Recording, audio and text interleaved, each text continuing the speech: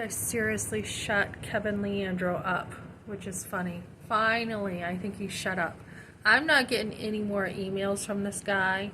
I told him to have a good day. Basically, he's like, oh, your husband has more desire than ever to divorce you because of your erratic behavior. I'm like, I'm not the one who pushed him. I'm not the one who threw my wife. I said, would you throw your wife? Would you throw your wife and push her? And so I think he finally has shut up. He's like, oh, you know what? If you have anything else to say, email it to the court. And I'm like, you know what? I'm like, I just talked to an attorney, and all I have to do is because I had called the police. It's enough evidence of his domestic abuse. And then I'm like, not even to mention he was stalking a woman in church. So I'm not going to talk about that on here right now with her name because, I'm not going to destroy the church like my husband likes to try to do.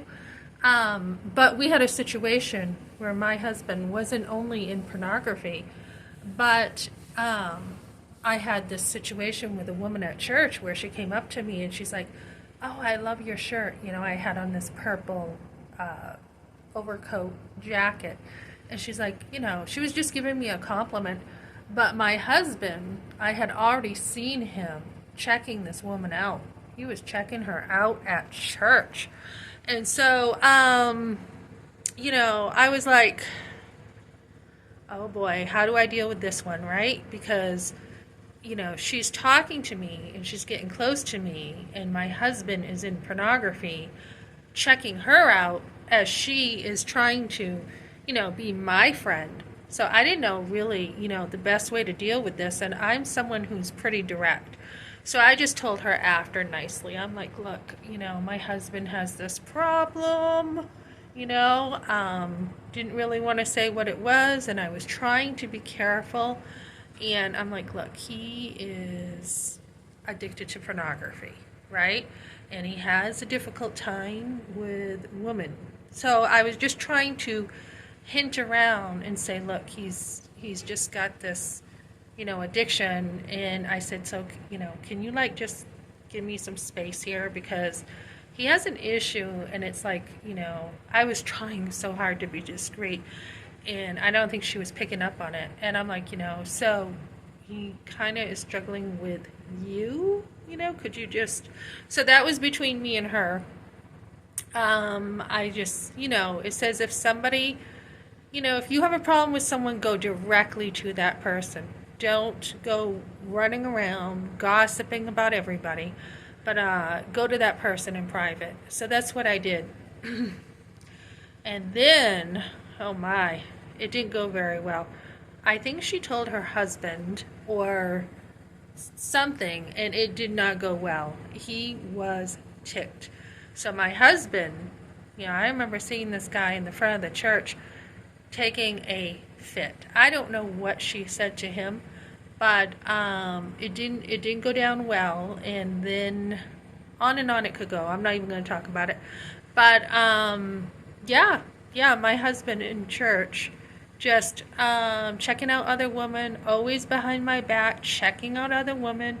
And, I would be like, look, if you're not happy with me, you can have a divorce. And he would be like, no, I am happy with you. You're the only one. And then one of the pastors is like, it can be hard. It can be hard to be happy and be content with your own wife, right? So he had to confront my husband. And then my husband had went to a class because this pastor was involved, this other pastor, and he basically was like, hey, well, kind of like me and you need to go over here and have a conversation, buddy, kind of thing. And my husband was disrespecting him and kind of walked away and turned his back on him. And the pastor, who was a real kind of small guy with a big stick, tough guy, he actually turned back around on my husband and held him accountable for his actions. So his actions caused a lot of problems in the church that I was going to. He can't seem to keep his eyes to himself. One of the last times I saw him at the bank, we were getting a hotel together. There's a woman walking by and he's gawking at her, and I'm like, "Excuse me, do you want to go to the hotel with her or something?" And these are women that aren't even like that good looking. That's because his lust is so bad. Another time I'm at Walmart and I'm at the register, he's staring at another woman, and I'm just like, "What the hell? What the heck? What are you doing?" So he has a huge addiction. So when you are with a man who is addicted to pornography, the intimacy isn't really going to be there. So he grew up with porn in his home, and he was only about 14, and his father had more porn magazines all around his home, and mostly in the bedroom. So Ben had discovered this, he said, when he was about 14 in his father's room. And then he just, when you're a kid, your whole development will change when you've been exposed to that garbage at a young age. And that's why with my sons, I was like, this stuff is not going to be in the home. We're going to watch what we see on TV. We're going to watch the movies we watch. And they're not going to be exposed to all this garbage. So make sure, even as a wife or a mother, you are not letting your kids get exposed to that stuff, because it's trash. It changes the mind. And I read a book about this later, about porn. This woman, she had written about it. It was one of the few books out, and she talks about how the brain actually changes with pornography. The brain, the chemicals, and everything. So the brain changes. It's very hard for men not to lust, right? When they've been brought up in the world.